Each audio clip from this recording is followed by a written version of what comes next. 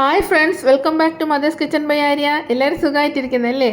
ഇന്നത്തെ നമ്മുടെ റെസിപ്പി നല്ല ക്രീമി ഗ്രേവിയോട് കൂടിയ അടിപൊളി ടേസ്റ്റിലുള്ള ഒരു ചിക്കൻ കറിയുടെ റെസിപ്പിയാണ്. നമ്മൾ റെസ്റ്റോറൻറ്റിലൊക്കെ കിട്ടുന്ന അതേ ടേസ്റ്റിലുള്ള അഫ്ഗാനി ചിക്കൻ കറിയുടെ റെസിപ്പിയാണ് കേട്ടോ. അപ്പോൾ നമുക്ക് നേരെ വീഡിയോയിലോട്ട് പോകാം. ആദ്യമായിട്ട് ഞാനിവിടെ ഒരു മിക്സിയുടെ ജാറിലേക്ക് ഒരു പിടി പുതിനയിലയും ഒരു പിടി മല്ലിയിലയും ഇട്ട് കൊടുത്തിട്ടുണ്ട്. കൂടെ പച്ചമുളക് കൂടി ചേർത്ത് കൊടുക്കുക. എരിവിനനുസരിച്ച് പച്ചമുളക് ചേർത്ത് കൊടുക്കാം. കാരണം ഇതിൽ നമ്മൾ മുളക് പൊടിയൊന്നും ചേർക്കുന്നില്ല. ഒരു 10-15 കാഷ്യൂനട്ട് കുതിർത്തതും ഒരു 8 വെളുത്തുള്ളി അല്ലിയും ഒരു ചെറിയ കഷ്ണം ഇഞ്ചിയും ഒരു വലിയ സവാള അരിഞ്ഞതും കൂടി നല്ല പേസ്റ്റ് രൂപത്തിൽ അരച്ചെടുത്ത് മാറ്റി വയ്ക്കാം. ഇനി ഞാനിവിടെ ചിക്കൻ എടുത്തിട്ടുണ്ട്. 1 കിലോ ചിക്കനാണ് എടുത്തിട്ടുള്ളത്. ഇതിലേക്ക് 1 കപ്പ് ഫ്രഷ് ക്രീം ഒഴിച്ചു കൊടുക്കാം കേട്ടോ. കൂടെ 1 കപ്പ് തൈര് കൂടി ഒഴിച്ചു കൊടുക്കാം. അധികം പുളിയില്ലാത്ത തൈര് വേണം എടുക്കാൻ. കൂടെ 2 ടേബിൾ സ്പൂൺ നാരങ്ങ നീരും നമ്മൾ നേരത്തെ അരച്ച് വെച്ചിരിക്കുന്ന പേസ്റ്റ് കൂടി ചേർത്ത് കൊടുക്കാം. കൂടെ ആവശ്യത്തിന് ഉപ്പ് കൂടി ചേർക്കാം. ഇനി നമുക്കിതിലേക്ക് 1 ടേബിൾ സ്പൂൺ കുരുമുളക് പൊടിയും 1 ടേബിൾ സ്പൂൺ ഗരം മസാലയും കൂടി ചേർത്ത് കൊടുക്കാം. ഇനി കുറച്ച് കസ്തൂരി മേത്തി, ഒരു 1/2 ടീസ്പൂൺ കസ്തൂരി മേത്തിയും കൂടെ ചേർത്ത് കൊടുത്ത് നല്ലോണം ഇത് മിക്സ് ചെയ്തെടുക്കാം.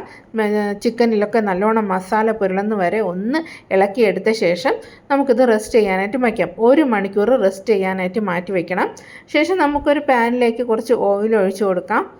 സൺഫ്ലവർ ഓയിലോ വെജിറ്റബിൾസ് ഓയിലോ ഏതെങ്കിലും എടുത്താൽ മതി. ഇനി ഇതിലേക്ക് നമ്മുടെ ചിക്കൻ കഷ്ണങ്ങൾ മാത്രം മാറ്റി, നമ്മൾ നേരത്തെ മസാല പുരട്ടി വെച്ചിരിക്കുന്ന ചിക്കൻ്റെ കഷ്ണങ്ങൾ മാത്രം ഇട്ട് കൊടുക്കാം കേട്ടോ. ആ ഗ്രേവി, അതിൽ ബാക്കി വന്നിരിക്കുന്ന ആ ഗ്രേവി നമുക്ക് മാറ്റി വയ്ക്കാം. ആദ്യം ചിക്കൻ്റെ കഷ്ണങ്ങളെല്ലാം ഇട്ട് കൊടുത്ത ശേഷം ഒന്ന് ഫ്രൈ ആയിട്ട് എടുക്കണം. ഒന്ന് അടച്ച് വെച്ച് ഒന്ന് തിരിച്ചും മറിച്ചും ഇട്ട് ഒന്ന് ഫ്രൈ ആയിട്ട് എടുക്കുന്നവരെ നമുക്കിത് കുക്ക് ചെയ്തെടുക്കാം കേട്ടോ. ഒരു 5 മിനിറ്റ് കഴിഞ്ഞപ്പോഴത്തേക്കും നമ്മുടെ ചിക്കനിലെ വെള്ളമൊക്കെ നല്ലോണം ഒന്ന് ഊറി വന്നിട്ടുണ്ട്.